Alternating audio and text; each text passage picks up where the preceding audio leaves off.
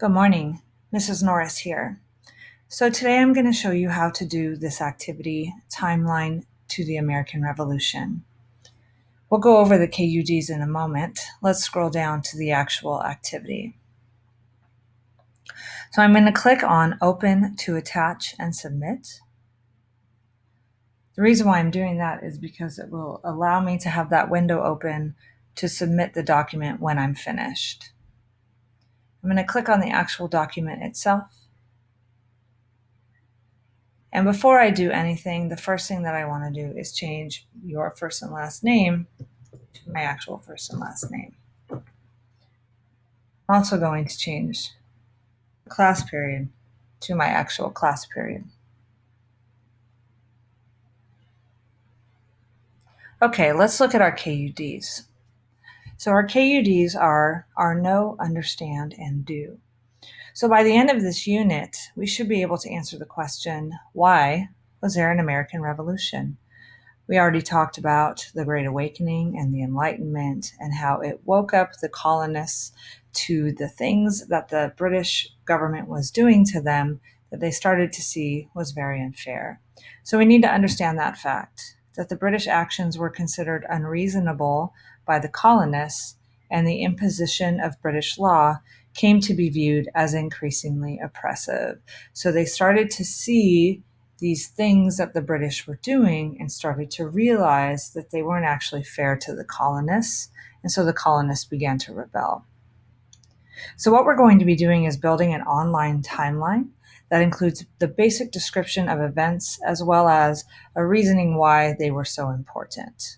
So we're starting today just with actually putting the timeline together, and then we'll look at certain events individually later. Okay. So looking at slides 3, 4, and 5, they're fairly self-explanatory. What you're going to be doing is dragging and dropping the events that are down below into their correct spot on the timeline. Use your internet skills to find the answer. So what I'm going to do is I'm going to minimize this window so that it's about halfway. And I'm going to open a new window. And this new window is going to be where I will research the information that I need to complete this task. So for example, the Boston Massacre. All I need to do is type when did, and you can see there I've already done this before, so it's already populating in my search window. When did the Boston Massacre happen? March 5th, 1770. So there's not exactly a March 5th here the way there is like a May 10th, but it is something that can fall in the 1770 box. So I'm just going to click and drag Massacre to that box. And that's all you need to do. So you're going to do that for slides 3, 4, and 5. Use the internet to find the date, and then drag and drop it to its correct spot on the timeline. Now, please make note of the fact that there is a Tea Act on slide 3 and the Boston Tea Party on slide 4. These are two different events, so there will be two different dates. Just make sure that you have the correct date. The fact that they are not on the same slide is good because that lets you know that the Tea Act is going to come somewhere on slide 3, and the Tea Party will come someplace on slide 4. So that's 3, 4, and 5. Let's move on to slide 6. For slide 6, what you're going to do is you're going to choose 3 events from the timeline. Use the internet to reach them further, to research them further. Share 3 to 5 interesting facts you learned on these next slides, so 7, 8, and 9. 1 for each of the 3 events that you have chosen. Find an image related to the event. Wikipedia is a good source for images, not so much for information, which I'll go over in a moment. Please copy the URL to your source and paste it in the speaker notes on each slide, and make your slides unique. Change the background, font, colors, just make sure I can read your text, okay? So let's go back up to the top.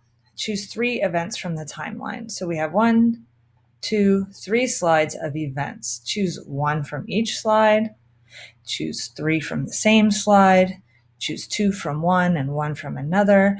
I have no concern over which events you choose as long as you choose 3 events from these timelines. Use the internet to research them further. So what you can do is a Google search where you're looking for websites that are .org, .edu, and .gov. So let's continue with the Boston Massacre. Okay. So we can use history.com. It is often a good resource, but not always the best. Wikipedia is not a good resource for information, but I'll show you how we can use it to get information. We have history.org. That would be a good website. .gov. That would be a good website. Okay. So websites that are going to end in .org, .edu, or .gov, those are good Google websites. Okay. Now, for Wikipedia, because I want to use Wikipedia for its pictures as well, I'm just going to go straight to that site. But if I scroll all the way down to almost the bottom, you see this section titled External Links.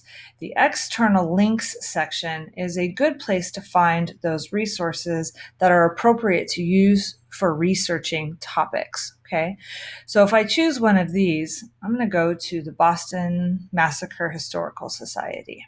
Okay, now it does end in .net, so it would not have fallen under my Google search, but it does seem like a reliable source if I look more into the website itself, which I'm not going to do right now for sake of time. So I'm going to look through this website and I'm going to find 3 to 5 interesting facts about the Boston Massacre. Okay, so I'm going to go to slide number 7. The first thing I'm going to do is type the name of my event. And then underneath it, I'm going to type my 3 to 5 interesting facts. Now I know that I'm going to have to copy and paste the URL, which is up here, into the presenter notes or the speaker notes. So I'm going to do that before I go back to Wikipedia for a picture. So I'm going to go up to the website address. I'm going to copy. And then I'm going to go over to my speaker notes and I'm going to paste. Okay. If you're advanced, one thing that you can do is you can also, Boston Massacre Historical Society, I'm going to type the name of the website itself.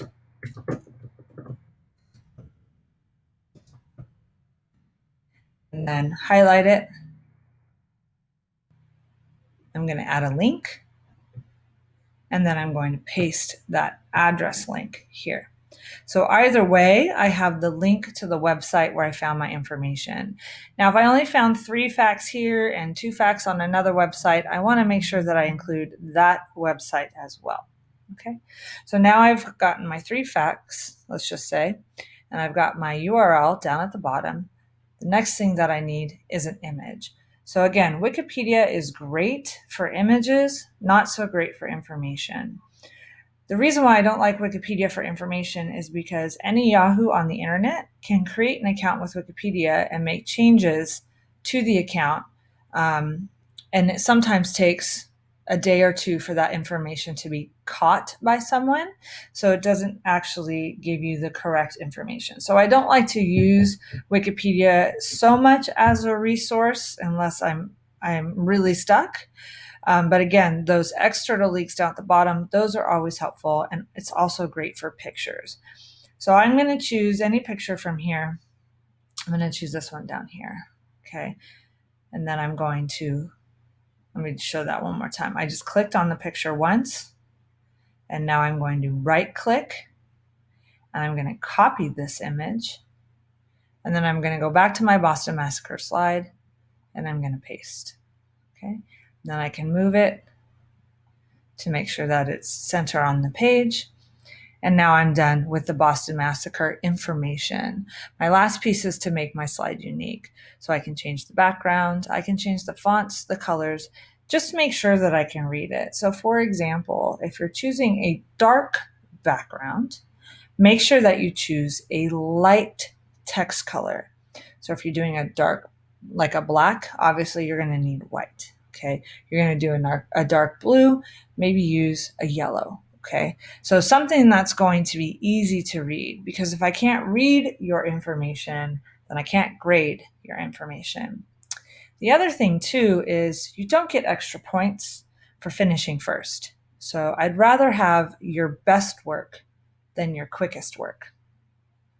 So once all my slides are done, I've got all my pieces, my name of my event, my 3 to 5 interesting facts, a picture, the URL, and then I've made some editing changes to make the slide more unique.